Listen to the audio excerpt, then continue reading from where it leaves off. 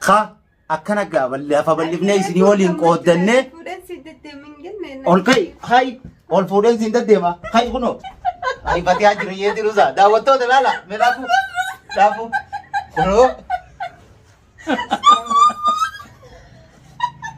دعوتو هاي جم جرار دريول فاتيكم عليكم ورحمة الله وبركاته أركم جرتن هردوسا في دعوتو تكين حكم نجي قبدني جرتني بقى جراتن نوتس جرنا الحمد لله كنو أسكيني بكم جرتني سلامتان تانية توني رامد تيسين برها جرتشا دتشاني شوفني الحمد لله رب العالمين وهون دافو قالني كربيتي مي سلامتا غفد السلام عليكم ورحمة الله وبركاته جالت مدافع هردوسا الخانيا كم نجي فيا جرتني جتبا اسمي مالك بسنا وان دفني فغاتين بيتو كاميرو مكايرني سلامتا بغافد السلام عليكم ورحمة الله وبركاته وردفتوتا في كبجمتوتا خينيا الشما هركفوني إلمان أرومو هنتي خيسانو كان كريستانا خم مسلمة خواقي فتا نجيني ربي قدا بكا اسم جرتنت اسم برها جراتو وري نجي خينياف دعاينو قدا ترتن وري ركو تينياف يادا ملا نوجي ركا ترتن چنكما ترتن باركنتاي فتيا كستاي ججا برديران ولين باتن ركو تينيا كلين سران نبيغو خيستين ولين قودتاني توكو خيساني كانو تقاماني سنين بيني نوف دممتاني چنكمتاني ولي ركا ترتن أرانتنا ولمان تاني الحمد لله رب العالمين إسني في ربي قدافيس غلطة غلني ربي قدافاته ودررتي اتيانسي إسني اللين غلطوما وري أمتا بوتون ولين رككا چنكما باتن كنو ربي نبافدنا ما إرغا درارتو نو إرغي ندو تاو جرتون ولا نمولتي ده واتي كو يدو مولتو درارتو ربي نو إرغي نميچ برديرا أمتا بوتو نوچنقابي نمنمان akka keenya isa abdate waan intaane nurra dalagaa tureen arraan dana kuno isni rabbiitiin daraartuun nu ergamuu keessatti nutti ergamte seenee turre garuu takka takkaan hojiin nu garsiifte gammachuun teenya isiidhaan dhuftee rabbii gaditti daraartu oy galatoomii ulfaadhu galataa siin mala silaa gammachuu taniin ol fuudhee siin caqee dhiichisu dhiiroo akkas godhuu daawwattoota ummaan jaan alaa kulli haal fatihaa dhugaa mee daraartuun takka ol fuudhee meeshaa godhee gammachuu kana fifiiguuni dhaabboota fifiidaan dhugaa daraartuun akkuma namuu shakkinetti anillee shakkina keessaa uumamtee turte garuu fatihaan dubbii laa shakkisan ol fuudhee fifiiguu makiinaallee yeroo maallaqa dila sanarraa kafaltee makiinaa baastee ammallee daraartuu dhugumaan anumaaf dhuftee rakkoo keenya furuuf dhuftee akkuma isin jettee waan jettee san waa adda seentee san ni xumurti jeetin shakkuun ture garuu arraan tana dhibbaa dhibbatti kan irraa guutean daraartuu maaliin jettan ani dhugumaa sheekticha kana akkami beektee akkam beekuu dandeesse sammuu xiyya keessa gaafii hedduun natti himamee ture sheekticha ni beekaa jettu akkam beekuu dandeesse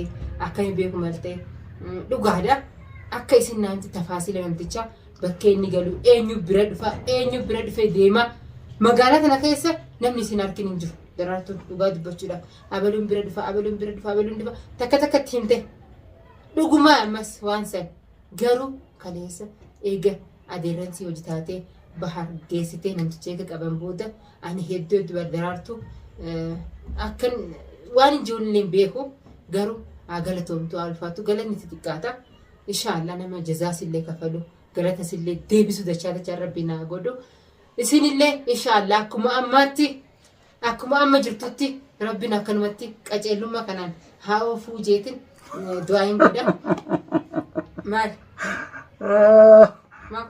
qajeelummaa rabbi tamam maal egaa amallis rabbiin hin jijjiirra akkuma nu seente kanaan akkanumatti daawwattoota keenya fatihaan waan takka shakkitee duraanis dubbachaa turte saniitu na hofalchiise alaa kulli haal shakkiti jedhin dubbadaa malee dubbatini qoy akkasii daawwattoota keenya ani waan duraan fatihaan naan jechaa turte irraayin saniitu na hofalchiise haa ta'u akkuma feete haa taatu daraartuun dhugaa rabbii nuti namichi sun magaalaa tana keessatti dalagataa fi jireenya maal hunda osuma rabbiin waa hunda harkaa qabu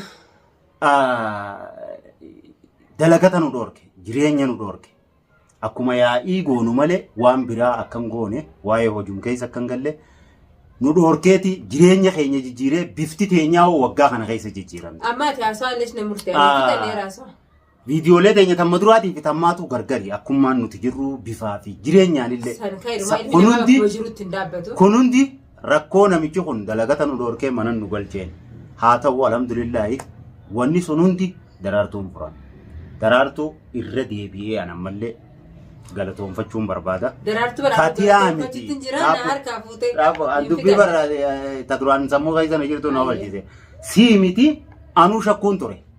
Awwaan ati shakkite naa himtee jirta. Ammaaliin shakkee wadde mataa kiyyaafu dhiiroo laata micuyyummaan tunu namichuma san bira akka namoota kaanii dheeyitee wayii waa achii daleeyitee dhuftee rakkoo biraa keessa ana galchuu deemti jeetiin shakkaa ture. Inumaa shakkii duru Hamzaan baanii tasumaan jeequ jiranii isaanis akkuma nuti gammanne gammadaniin se'a. Eduma edaa ta duraanii itti dhiisaa shakkii xiyya ta duraanii. Edaa ogguu isa qabu deemu jirru waa lama beekadheen deemee bikkitti naan deemu jiran tun mucoon tun na jala buute yoogaa namichuma sana harka na naqullee taate bilaash akkanatti hin seenu yaa achi kuchiiseetumaan nama kutee jeetiin ilaa sadarkaa sanitti shakkaa ture hanga namuman wajjiin namicha qabu deemuun dhiiroo anaan deemu jiranii hanqaan juufaan ture. Isii ulallaalaatiin tureen. Ani waa lama beekadheetumaan akkumaan isiniin jee deemaa ture. Makiinaa keessattuu isaanii fi isiis lallaalaatiin ture harkaatti turte isiinu. Dhiiroo namuma silaan hojii qabuu deeman sanii moo anaa qabamee deemu jira hedduun shakkii keessa gale. Hanga namichi akkasii fuudhamee bakka geessan san dhaqee ol naqanii cafaqaa akka inni hin beeynetti.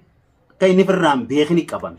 Hanga san hunda godhanitti hin amanne eega uleen isarra geesseen amani. Daraartumaa wayii. Achi duraani isummaanuu dhiiroo wayitan ajjaash amma dura fuutamuun fuutuu maallaqaan qaan fedheen kannaafi jettee natti ergaa ture san isa natti ergaa turte san wayisanii jeetiin yaaddawaa ture. Akka san hin ta'inis kanaa ol wanni nama amansiisu akka baaritti takka hin jiru. Daraartuu nu qofaa miti daawwattoonni keenyalleen akkasuma shakkii qabdan waa hedduu koomentii elan nuun jechaa turtan haqa wanni isin jechaa turtanis waan kalee godhamaa turerraayi wanni isin waan san jechaa turtaniifis nutis akkasumatti odoo shakkinu anis fatiyaanis garaa jabaanne fatiyaan dhiiroo jaarsana jalaa fuudhuu deemti jetti ani dhiiroo tamma dura jaranatti ergaa turte sun wayii tanaa hin jechaa jira shakkiin nu lachuu keessanuma jirti. Tana keessa hin jirtu garuu amma. Garuu akka san hin tahin daraartuun hojiidhaan nu barsiifte. Anis waan hin jee maaliif daraartuu akkuma ammaa kana rabbiin hanga xumuraatti akkanumatti nama nageessi haa godhu. Maaliif guyyaa keessa nama jijjiiratu illee hin ta'in. Maaliif ammaan tana waan dhufteef atis waada kee guutuu dhibbatti xumurte galatoomi waan jette takkarraa lama goote. Kana achi waan hafe hin jiru. Alhamdulillah. Mee si galatoomfachuu kana keessatti galatoomi. Awwaada keessaniin baruu fadamma. Maallaqa asbaatu. Daabbileen itti daddaabbutu akka. Nu qofaa miti magaalaa tana guutuu afura fudhachiisteeti. Oromoo magaalaa tana rakkachuu jirtu. Waa'ee siirii fi maarreedhaan afura fudhachiiste. Ati amma galanni kee guddaadha mataa kiyya gubbaa. Waan feeteen rakkina feeteeniif waan si cina dhaabbatan si cinaan jiraan illee akkuma ati na hojii dhaabbattee halkaniif guyyaa waan kana xumurte. Si cinaan jira garuu rabbiin amala kee kanaa fi yaadaati dhufte kanallee rabbiin hin jijjiirin. Qootee hundarra si cinaan dhaabbadde yoo rakkoon ta'e san rakkoonsi wayii dhiira qofa wayii jaarsa harkachuu qofaa ta'uu mala nama faamilii as keessa qabu ummaansi jechuun sabatiyya Oromoodha abbaansi yamanillee ta'u ummaansi sabatiyya namni rakkoon nuti Oromoo wal cinaa dhaabbachuun aadaa keenya. Sanfaa ta'u mala hanga isin na cinaa dhaabbattee ani waan biraaf na cinaa dhaabbatte rakkoo fi Oromummaaf na bira dhaabbattee sanuma akka namummaaf jechuudha. Namummaaf na bira dhaabbattee. Awwaan naan jette duruu naan jette finjee. Ati mirqaan ta'e maaltiin beekaasoo hanqi kanuma irraa gaggaragaru. Laa awwaan natti hin Waan Abdul waan walitti deemte qofannaa deemte biyya. isinii beekaase. Ani gama kiyya immoo waan Ani siin fedhe jaaladhaa naan jette. waan fedhe asiimtu gama kiyyaan immoo daraartu. Jiiqaa isii biratti kanaan jette sana. Galatoomii jazaan kee guddaadhaa Siin dhaggeeffatu. jaaladhaa hambaa. Har'a gammachuu keenya hin balleessi. Gammachuun teenya har'aan tana. Yoo taate seen iyyuu. Ani naan jenneti.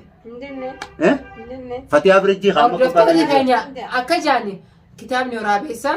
Siin jaaladhaa tanaan jette sana amma jiiqaa Fatiyaa biratti. Inninis kanuma. Itti himi Gaaffisaa kaa kana. La'ana qaan beeka. Itti himi kaa waan naan jette sana.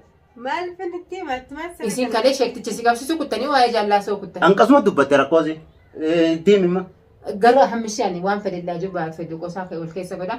Ati galatoomii ulfaadhu jazaan kee guddaadha na bira.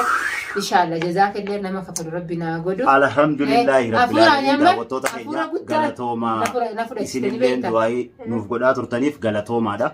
Ani qoosaa xiyyeeffatee yaadni beekti. Isin warri daawwattoota illee hanqa tokko ni hubattan jeetii yaada. Maasiif baarree wanti maarree dubiraatti siin jaani. Baardu Bramo suni duri daawwattoota kiyya osoon hin molaayin osoon abbaa ilmaan sagalii hin ta'in osoon jaarsa jaartii shanii osoon hin ta'in sun gaafasi malee amma abbaa Hamzaati waa'ee dhalaa quban qabu Baar Dubraa gaafi jaan san sanaadhati jaan naa hoggaatee gaafni haati tiyya Baar Dubraa naan jechaa turte san zabana duri amma ifiifuu kitaaba biraa keessa jirra. Wallahi daraartuun waan anamma qoosaa godhu kana naan jettee hin beektu waa takka eega walummaa malee qoosaan godhu jira. Waa takka nuti hin jiru garuu immoo akka nama tokkootti dhugaan dhuga qaba. Waan takka yoo chiyaate wanni sun maaliif deemti abbaan fedhee ni beeka. Sun ammoo waan daraartuun naan jette osoo hin ta'in.